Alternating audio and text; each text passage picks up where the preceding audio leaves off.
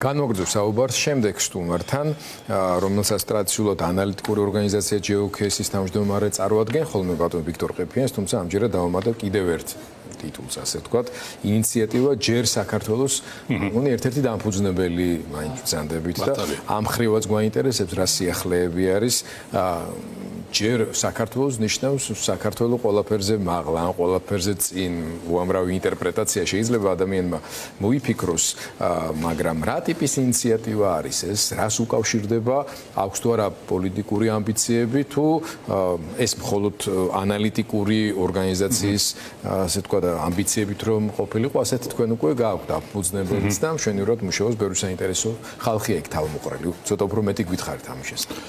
ბატონ გიორგი, ჯერ ერთი უნდა შევაქო საკუთარი თავი, როგორი დამჯერი რესპონდენტი ვარ, ჩვენ რო წინა შეხვედრა გქონდა და ვსაუბრობდი აქტივობაზე მედიის მხრიდან და ესე თქვენ მომიწოდეთ, რომ აეგერ ახართ და გაბედეთ.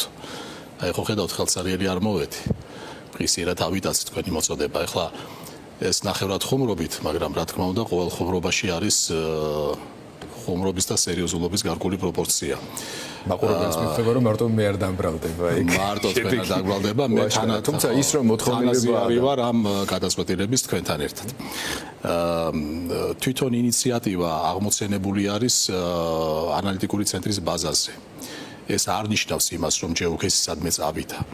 მაგრამ ჩვენ ჩავთვალეთ, რომ დრო გარემოებები და გარკვეული დაკვეთა ახლებური მიდგომაზე, მათ შორის საზოგადოებრივ პოლიტიკურ ცხოვრებაში, განაპირობებს ერთგვარ გადაჯგუფებას, რესურსების მოსინჯვას, ერთგვარ გადაფასებას განვლილი გზისა და ახალი ამოცანების განსაზღვრას. ეხლა მე როდესაც თქვი, რომ ეს არ არის GeoCase-ის მემკვიდრეობიდან მოწყვეტილი, რა თქმა უნდა, ეს ინიციატივა განპირობებული არის არა მარტო დააკვეთით და კონკრეტული მომენტუმით, არამედ გარკვეული პრინციპების სირბლი ვერთობითაც.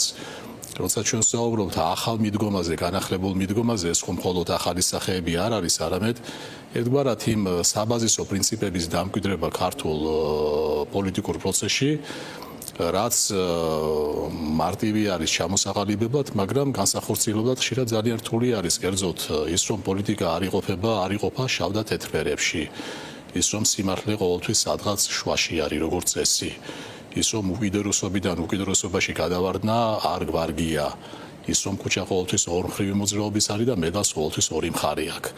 ალბათ ეს არის ჩვენი გადმოსახედიდან იმ ძველი საბაზისო პოლიტიკური პრინციპების შეხსენება საკუთარი თავისათვის და პირველ რიგში ჩვენი აუდიტორიისათვის, რომ ამ გზით სვლა შეიძლება ჩვენთვის უფრო კონსტრუქციული იყოს, უფრო შედეგიანი, უფრო მომგებიანი და ეს ისეთი სვლა არის, სადაც გაუმჯობესება შეიძლება იყოს ყველასათვის და არავის ხარჯზე არ ხდებოდეს, არავის მდგომარეობის გაუარესების ხარჯზე არ ხდებოდეს. ამდენად, ერთი სიტყვით რო ვთქვათ, ეს არის შეთავაზება, ეს არის ახლა კორპორატიული ენით რო ვისაუბროთ, ეს არის განზრახულობათა მემორანდუმის გაფორმება საკუთარ თავთან.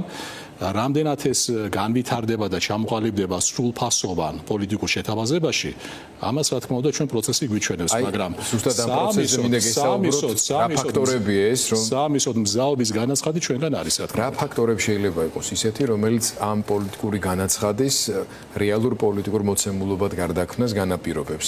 აი აქვე თქვენივე შემოთავაზებულ შედარებებს დაგიბრუნებთ უკან, ასე ვთქვათ და როცა საუბრობთ ორმხრივ მოძრაობაზე, იგულისხმება, რომ ეს არის მაგალითად საავტომობილო გზა, სადაც მანქანები დადიან ისე რომ ერთმანეთს ხელს არ უშლიან, რაღაც წესებს ექვემდებარებიან, მაგრამ თუ კი ამ მანქანის ნაცვლად ქუჩაზე გამოსულია ბულდოზერი, რომელიც ყველა სხვა დანარჩენი მანქანის გადაკატოკებას ცდილობს, ასე ვთქვათ და განადგურებას, თუ კი ჩვენ გვაქვს მოცემულობა, როცა პოლიტიკურ პარტიებს, პოლიტიკურ სუბიექტებს უბრალოდ გრძალავენ, ან ამით ემუქრებიან.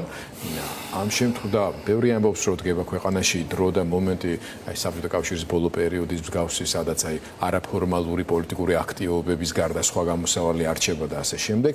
რამდენად ადეკვატურად შეიძლება ეჩვენებოდეს საზოგადოებას მცდელობა ახალი ტიპის პოლიტიკური პარტიის ან მოძრაობის ჩამოყალიბებისა?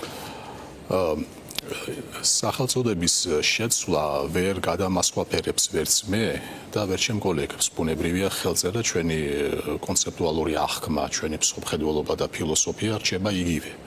უბრალოდ შეთავაზება სწორედ იმაში გამოიხატება, რომ ამ შეთავაზების რეალიზების შემთხვევაში ჩვენ უფრო უკეთ გამოვკვეთოთ ჩვენი შინაარსობრივი მხარე და იდენტობა. არ მინდა ძალიან ახლა ამორფულად პასუხობდე და აბსტრაქტულად, მაგრამ მე ერთხელ ესეთი ფრაზა ვთქვი, რომ თავარი არის შინაარსი და არა ფორმალური მხარე. თავარი არის იდენტობა და არა ქაღალდი. და სამისოთ მე ერთხელ ესეთი უხერხული შედარებაც მოვიტანე, რამდენმა პოლიტიკურმა პარტიამ მიიღო მონაწილეობა ბოლო არჩევნებში და ჩვენ თუ ვცდით ახლა თქვენთან ერთად რომ ჩამოვთვალოთ ყველა მათგანის სახელწოდება, ალბათ გაგვიჭირდება. ეს იყო ხახალზე ფორმალურად არსებული პარტიები. არც ის განაპირობებს სიმპათიებს, რამდენი ხელმომწერი ეყოლება სათანადო გვერდს თუ ეგრეთ წოდებული მოწონების ღილაკზე დამჯერი. ამდენად ის ნარატივი, რომელიც წლების განმავლობაში იყო და რჩება GOKS-ის სახელმწიფო ნარატივად, რჩება ძალაში, ეს არის გარკვეულწილად იმ პრინციპების ჩამოყალიბება, რაც მე ეხლა მოკლეზე ძალიან ვახსენე და შეიძლება ზოგიერთისთვის ეს იყოს ძალიან ბანალური ბელეტრისტიკა, მაგრამ გარკვეულწილად ყოველი ასეთი თეზისა და განცხადების უკან არის კონკრეტული შინაარსი. ეს რაც შეეხება გარს, ეხლა კონკრეტულ თემებს ეს ნაწილი პასუხისა არის, ესე თქვა, ჩვენი სუბიექტური აღქმა გარემოების, რა თქმა უნდა, არის ობიექტური ფაქტორები, რაც უკავშირდება ქვეყანაში მიმდინარე პროცესებს. აი, ასე მაგალითად, ჩვენთვის ძალიან საინტერესო არის და საინტერესო არა ცნობის მოყვარეობის კუთხით, არამედ პრაქტიკული საქმის კეთების კუთხით, როგორ განვითარდება განხილვა საკონსტიტუციო სამართლოში. ის გადაწყვეტილება, რომელიც იქნება გამოტანილი საკონსტიტუციო სამართლოს მხრიდან, რა დანაწესები იქნება, რა შეზღუდვები იქნება, ზოგადად ეს შეეხება მხოლოდ კონკრეტულ პოლიტიკურ პარტიებს თუ საერთოდ ზოგადად პოლიტიკის წარმოებას საქართველოში. ესეც ძალიან მნიშვნელოვანი ძირითადი კონტურები გამოკვეთილია, ხო? ესეც პრინციპში ყოველს ვისაც რაიმე ტიპის ელექტორალური რესურსი გააჩნია ამ ეტაპზე და არის პოლიტიკურ სცენაზე წარმოდგენილი, ყველას განეიტრალების ამოცანა ბატონმა პაპუაშვილმა ყველასთვის, ბევრისთვის ყოველ შემთხვევაში გასაუძროდ, ღიად განაცხადა, როგორც მათ შორის ამ სარჩელის ერთ-ერთმა ავტორმა, რომ მიზანს წარმოადგენს ელექტორალური პერსპექტივის, რაიმე პრობლემების შექმნის რესურსის მქონე პოლიტიკური პარტიების განეიტრალება. დანარჩენებზე ისე დავტოვებთ, რომ მე 2 კვირის განმავლობაში თუ თავს წამოყოფენ ბარიერის მიმართულებითო, მათი განეიტრალების პრობლემა არ გქონდეს. ამიტომ ამ საკონსტიტუციო გადაწყვეტილების მოლოდინი რამდენად სერიოზული ფაქტორია იმისთვის, რომ ახლა პოლიტიკოსებმა ამ პოლიტიკაში შესვლის მსურველებმა რაიმე ააგონ ამაზე. ესე იგი, ჩვენ პრაქტიკულად არც მე და არც თქვენ პრაქტიკულად და ჩვენ და სამწუხაროდ ეჭვი არ გვეპარება სარეზოლუციო ნაწილთან მიმართებაში, თუმცა იქაც შეიძლება ჩვენ დაშვება გავაკეთოთ, რომ გარკვეული კომბინაცია შეიძლება მოხდეს. ეხლა ჩვენ მოვლენებს წინ უგავსეთ, მაგრამ აი ეს როდესაც თქვენ თქვით შემდგომი მონიტორინგი მართველი პარტიის მხრიდან თუ რა შეიძლება იყოს დასაშვები და რა შეიძლება არ იყოს დასაშვები, ეს არის სამოტივაციო ნაწილი. ამიტომ კიდევ ერთხელ ვიმეორებ რა, როგორ განისაზღვრება წესი პოლიტიკის წარმოების საქართველოში, რამდენად დარჩება შესაძლებლობათა ფანჯარა თუ დაიხურება სამართალში ეს ძირითადად ასეთი ქცევის წესი პრინციპები და წანამძღვრები ყალიბდება სამოტივაციო ნაწილში. მე კიდევ ერთხელ ვამბობ, ამით თქვენ მაინც უფრო როგორც სამართლის კარგი მცოდნე აპელირებთ ახლა ამ შემთხვევაში. ახლა მე გეკითხებით როგორც პოლიტიკოსს. ქვეყანაში ივანიშვილი აყალიბებს ისეთ თამაშის წესებს, რომელიც ამოვარდნილია დემოკრატიული კონკურენციის მიღებული ჩარჩოებიდან. აქედან გამომდინარე, საზოგადოებას ყველაზე მეტად რა კითხვებიც გაუჩნდება ახალი პოლიტიკური შეთავაზებისადმი, რა რესურსის მატარებელია, რომ ეს წესები შეცვალოს, ეს წესები ამოუყირაოს ივანიშვილს, თავის დღესასრიგი შეთავაზოს. ამ მხრივ GOK-ის უზარმაზარი ინტელექტუალური რესურსი ქონდა აქვს და დარჩება, იმიტომ რომ ამ ადამიანებისაგან შედგება ორგანიზაცია, რომელიც თქვენს მიერ იყო დაფუძნებული. აი პოლიტიკურ სცენაზე შემოსვლისას ყველა ამ რისკის დაარსებული დიქტატურასთან მიახლოვებული გარემოების გათვალისწინებით, თქვენ როგორ ფიქრობთ, რისი დეფიციტი უფროა დღეს ქართულ პოლიტიკაში და ხალხს რისი მოთხოვნა აქვს, რას უნდა უპასუხოთ?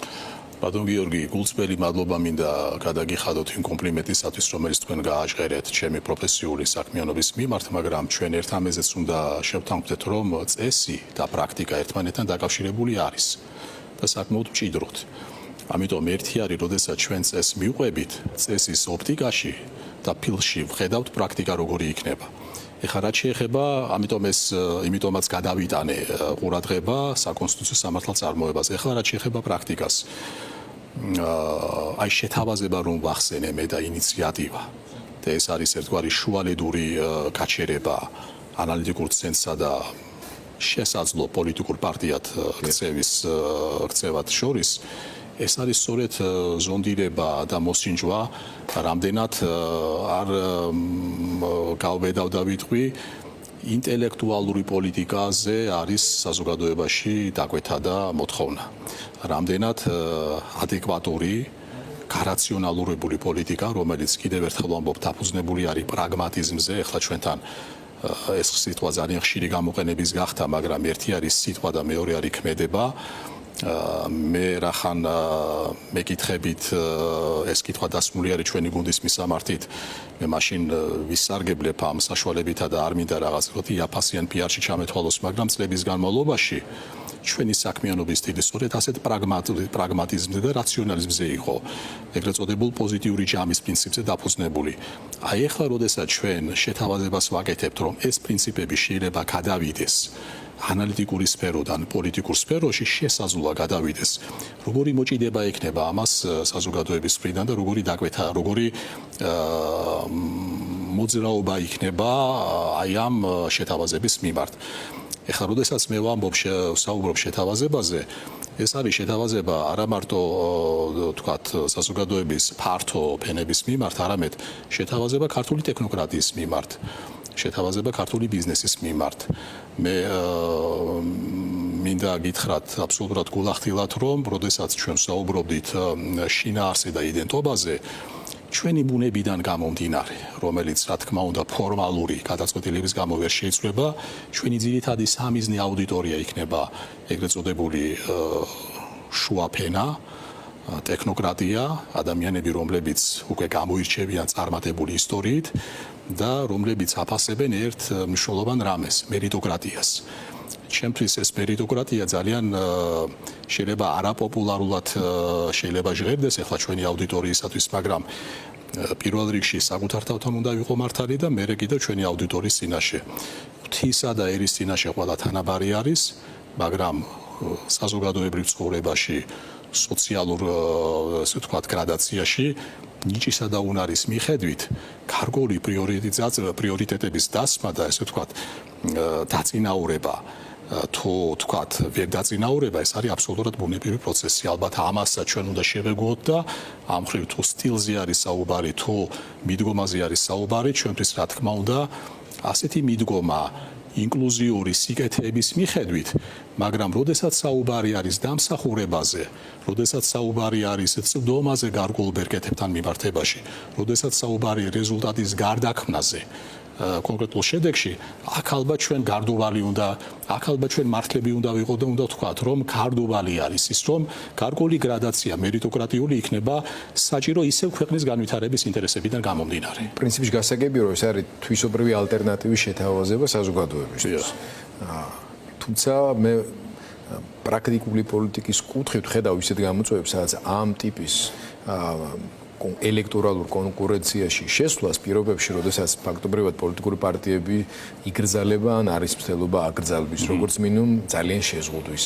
როდესაც დემოკრატიული კონკურენციის მთავარი წინაპირობა თავისუფალი მედია სულს ხაფავს, როდესაც ბიზნესზე წნეხი ხორციელდება ღია თუ დახურული ფორმებით ისე, რომ რაიმე ტიპის სერიოზული ალტერნატივისკენ გახედვაც კი ძალიან ისჯება, როდესაც თავისიანებსაც კი იმდენად დაუნდობლად და სასტიკად სჯიან, მხედველობაში მაქვს თავად ქართული ოცნების ვერტიკალი, რაზეც იდგა აი ყველაზე ესეთ თვისობრივი ფიგურალური გამოხატულებაც კი ხო?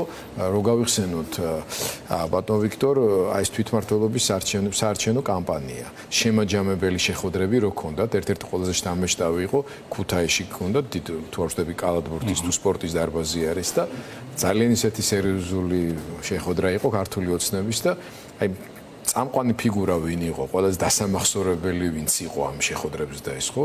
ბატონი ქარსელაძე.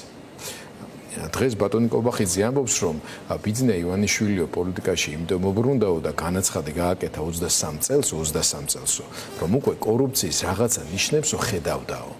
და ჩვენო ეხლა დავიწყეთ ამის აქტიური აღმოფხვრა. ეს ნიშნები ჰაერში ხო არ არსებობს, არამ ცნობილი გამოთქვა follow the money, ხო? ანუ ფულს უნდა მიიღო. ეხლა ივანიშვილს ამ ფულის მიყოლა არ ეშლება თუ კი რომ რამე სხვა შეიძლება ეშლებოდა. ჩემი შეკითხვა ცოტა ვრცელი გამოდის, მაგრამ ძალიან კონკრეტული შეკითხვა მაქვს.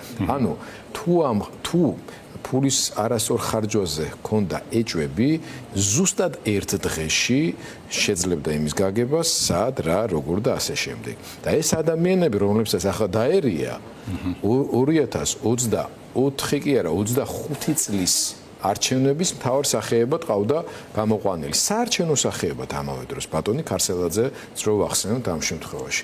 დღეს ახლა ესენი ხდებიან რა ვიცი რა დავარ კორუფციის მთავარი განტევების ვაცები თუ რა ხდებიან ცალკე თემაა რა.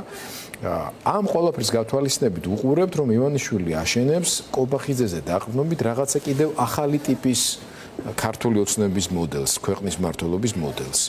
აი ამასთან დაპირისპირებაში რა ფაქტორებმა უნდა ითამაშოს გადამწყვეტი როლი, რომ აი ამ სისტემის შეცვლის და დამარცხების პოტენცია დაინახოს ქვეყანამ. გარდა აი ამ ინტელექტუალური, გარდა პროგრამული შეთავაზებებისა, კიდევ რა ტიპის ფაქტორებმა, რესურსებმა უნდა იმუშაოს.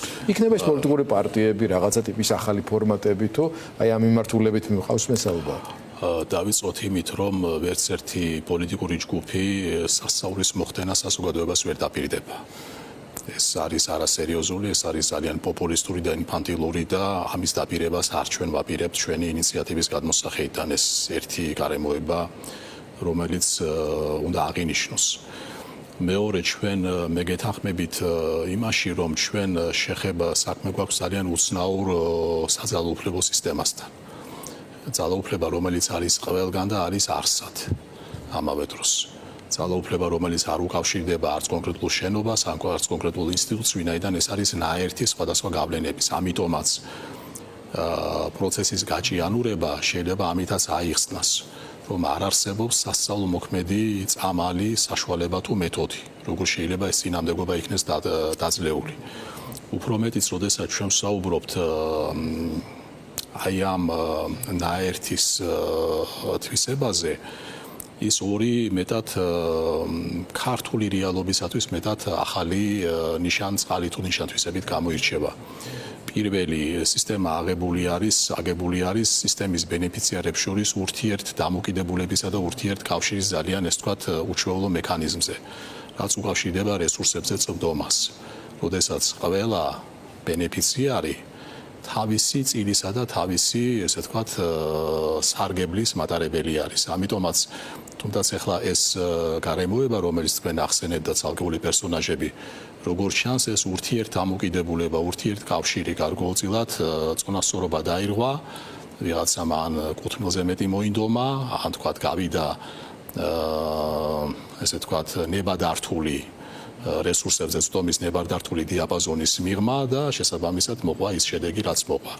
ანუ ერთი სიტყვით ეს ერთგვარი, როდესაც ჩვენ ვსაუბრობთ მონოლიტზე სისტემისა, ეს მონოლითურობა მათ შორის ამით გამოიხატება. აქ არაფერ შუაში არ არის იდეოლოგია, აქ არაფერ შუაში არ არის მსოფლმხედველობა, ესეთი არამატერიალური აქტივების სრულებით არ შეიძლება ჩაეთვალოს მაკონსოლიდირებელ ფაქტორად, მაგრამ ყველაზე მთავარი მაკონსოლიდირებელი ფაქტორი არის ადამიანური ბუნებისათვის დამახასიათებელი ყველაზე ისეთი საბაზისო ინსტინქტები. ეს არის ლტოლვა საკუთარი კეთილდღეობის გაუმჯობესებისაკენ, მაგრამ მეთოდები დაუშვებელი, მეთოდები ამორალური, მეთოდები კანონის მიღმა მყოფი. იმით რასაც ახლა ივანიშვილი კობახიძის მეშვეობით აკეთებს, ის უფრო მეტად სუსტდება თუ ძლიერდება მართლობის სისტემა. მე მიჭირს ახლა მაგ საკითხზე დამაჯერებელი პასუხის ჩამოყალიბება, მაგრამ ერთი რამ მე რაც მინდოდა მე თქვა რომ რაც უფრო მეტად ახარ ამ სისტემაში შესული, რაც უფრო მეტად რესურსებზე მეტი წვდომა გაქვს, უფრო ერთგული ხდები სისტემისადმი, უფრო მიჯაჭვული ხდები და სისტემა ამას არ გძალავს. კიდევ ერთხელ ვამბობ, შენ თავარია ყოველთვის აი მეთვალყურეობის რადარებზე იყო. როგორც ჩანს, ცალკეული პერსონაჟები ამ მეთვალყურეობის რადარებიდან გავიდნენ. ეხლა ეს მე ჩემი დაშვება არის, იმიტომ რომ არც მე ყოფილხარ იქ და არც მე. რაც შეეხება ვინ სუსტდება და ვინ ვერ სუსტდება, აქ ალბათ ჩვენ გარდა შიდა ფაქტორისა უნდა გავითვალისწინოთ შესაძლო გარე ფაქტორიც. ჩვენ ბოლომდე არ ვიცით, მე მithქვამს კიდევაც თქვენი ეთერის მეშვეობით, რაოდენ დიდი არის ინფილტრაციის ხარისხი ქართულ შიდა პოლიტიკურ ცხოვრებაში. ჩვენ გვაქვს საფუძველი გავაკეთოთ ასეთი დაშვება, მაგრამ როგორ არის გადანაწილებული ეს გარე რესურსი? როგორ არის ინფილტრაციის ვისასარგებლოდ მეტობით თუ ნაკლებობით? ეს ახლა კიდევ ერთხელ ვიმეორებ, ასე თქვა ძალიან თქვა სასპეკულაციო თემა არის და კიდევ ერთი ეს თქვა შემკვრელი ფაქტორი ამ სისტემისა. ეს არის, ხა მე კი ვთქვი, რომ აქ იდეოლოგია არაფერ შუაში არ არის თქო, მაგრამ მოდი დავარქვათ ამას, ეს თქვა გაიდეოლოგიზირებული პროპაგანდისტული მითი მტრის ხატის შექმნისა. ამას მნიშვნელობა არ აქვს, მტრის ხატი იქნება შექმნილი ქვეყნის შიგნით თუ ქვეყნის გარეთ. თავარია რომ მტრის ხატი არსებობდეს, მტრის ხატი ამ შემთხვევაში არის მაკონსოლიდირებელი თვითონ ბენეფიციარებისათვის და როდესაც ჩვენ ვსაუბრობთ აი მტრის ხატის მუდმივ რეგენერირებაზე, ასეთი შედარება შეიძლება ოდნავ უხერხული მოვიტანო, ეს არის აი ქართული ვერსიის საღვთო ომის ჯიხადის წარმოება, როდესაც ყველგან შემტერი უნდა გელანდებოდეს, ეს არის საერთოდ ავტოკრატიული რეჟიმებისათვის ძალიან დამახასიათებელი. და კიდევ ერთი თემა, როდესაც ჩვენ სისტემის სირთულეზე ვსაუბრობთ, ანატომიაზე და მისი დაძლევის საშუალებებზე. ჩვენ ვახსენეთ მისი მოქმედება შიგნიდან, მაგრამ ეხლა სისტემის არაბენეფიციარებზე რო გადავიდეთ, ეს არიან ტრანზაქციური ლოიალისტები, ანუ სისტემის მიღმა მყოფ სუბიექტებთან დაკავშირებული არის სხვადასხვა სოციალური პროგრამებით დაწყებული ბენეფიტებით, შეღავათებით. ესეც ერთგვარი, ასე ვთქვათ, განმაპირობებელი არის აი ამ მექანიზმის მუშაობისა და ამიტომაც ალბათ ჩვენ ძალიან უნიკალურ ფენომენთან, ძალიან განსხვავებულ ცხოველთან გვაქვს შეხება, ამიტომ აქ რაიმე რეცეპტებზე საუბარი, რა თქმა უნდა, ძალიან რთული არის. მაინც თუ ჩვენ ვეცდებით, რომ სადღაც ეს თქვა იმედის ნიშანსვეტი დავინახოთ, ალბათ ეს იმედის ნიშანსვეტი ჩვენ უნდა ესე თქვა ამოვიკითხოთ სხვადასხვა სოციოლოგიურ გამოკითხვებში, როდესაც საკმაოდ დიდი პროცენტი ქართული საზოგადოების და ქართული ამომრჩევლის ბოლოდინში არის სწორედ აი ამ გასაშუალოებული, დაბალანსებული, ადეკვატური პოლიტიკის და შიდა ფაქტორთან ერთად, რა თქმა უნდა, გარე ფაქტორი, როდესაც გარე მოთამაშეები ელოდებიან ქვეყნის შიგნით ადეკვატური მოსაუბრისა და პასუხისმგებელი პირების გაჩენას. ალბათ ამ ორი ფაქტორის ნაერთი, როდესაც ქართული საზოგადოება ერთგვარად აი საკუთარ თავში მოახდენს მენტალურ რევოლუციას და თუ ეს მენტალური რევოლუცია მოხდება მის გონებაში და მოთხოვნა არის, დაკვეთა არის, მიწოდებაც მას მიეცემა, აი ეს ნაერთი კომბინაციისა შიდა ფაქტორი და გარე ფაქტორი ალბათ გარკვეულწილად ჩვენ უნდა გვაძლევდეს, ესე ვთქვათ, იმედიან განწყობას, რომ გარკვეულ გონივრულ ვადაში ეს სენი ამ უცხო მეტად უცნაური საძალოფლობო ფენომენის სახით იქნება დაძლეული. ჯერ საქართველოს ასე ქვია, ხო? დიახ. ამ მოძრაობას საინტერესოა რა ფორმას მიიღებს ეს, საინტერესოა ვინ იქნებიან ასევე თქვენს განმარტო ორი სიტყვით ჯერ საქართველოს რატომ თუ თქვენ ხო კი ბატონო და ესე იგი კი ბატონო ეს ალბათ უკავშირდება ჯერ ალბათ საზოგადოებრივი ორგანიზაციის ფორმა და დიახ, ეს არის ინიციატივა, მას საზოგადოებრივი ორგანიზაციის ფორმაც არ აქვს, ამიტომ ვახსენე მე განსახილობათა ოქმი თუ მემორანდუმი, შეთავაზება და ასე შემდეგ. ეს არის ერთგვარად თქვა კორპორატიული თიზერი, რითაც ჩვენ ვახდენთ მოსინჯვას.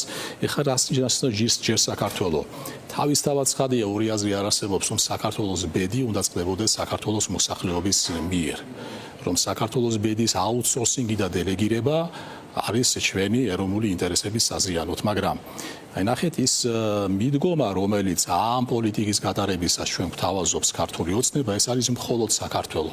ეს არის საკუთარ თავზე ჩაკეტვა, ეს არის აი როგორც თქვენ გარშემორტყმული ციხესიმაგრის ფენომენის შექმნა. ალყაში ხო, ამიტომაც ვახსენე მე ქართული ვერსიის ჯიჰადი და საფრთხე. ჯერ საქართველო ჩვენი გადმოსახედიდან ნიშნავს იმას, რომ ჩვენ ყველა შესაძლო ვექტორის მიმართულებით უნდა ვიხედებოდეთ. ყველა პოტენციურ, სტრატეგიულ, ტაქტიკურ თუ სიტუაციურ პარტნიორს უნდა ვესაუბრებოდეთ, მაგრამ ამ საუბარში პირველ რიგში ამ საუბარში აი დავასრულებ ას და გიპასუხებთ ამ კითხვაზე, ამ საუბარში რა თქმა უნდა ჩვენი ამოსავალი წერტილი უნდა იყოს აი ბრუტალურად ვიტყვი ჩვენი ეროვნული ინტერესების გამოვაჭრება. იმიტომ რომ თანამედროვე პოლიტიკა კიდევ ერთხელ ვიმეორებ, ეს არის რესურსების, ეს არის ბერკეტების და ეს არის შენი რესურსების გაბევრების, გამრავლების პოლიტიკა. ამიტომ თქვენ კითხვასთან მიმართებაში მე არ გამოვრიცხავ ქართულ საგარეო პოლიტიკაში მულტივექტორალურ მიდგომას, მაგრამ თავარი ფუძე და სახტენი, რომ ჩვენ თამამად ვესაუბროთ აღმოსავლეთსაც, დასავლეთსაც, ჩრდილოეთსაც, სამხრეთსაც, რა თქმა უნდა, არის დასავლური ვექტორი. აი სწორედ იქ მყარად ინტეგრირებული ჩვენ უფრო თამამი ვიქნებით, რომ ჯერ საქართველოს კონცეფცია და პრინციპი განვახორციელოთ ყველა შესაძლო მიმართულებით. დასაგებია, პასუხის ნათელი იყო, მადლობა. წარმატებას გისურვებთ. მაყურებელს შევახსენებ, რომ ბატონი ვიქტორი არ იყო წარმოდგენილი მხოლოდ GeoCases ანალიტიკური ორგანიზაციის დამფუძნებლად, დღეს უკვე შევიტყვეთ, რომ არსებობს ასეთი ინიციატივა, რომელსაც ქვია ჯერ საქართველოს და თავისთავად საინტერესო ინიციატივაა.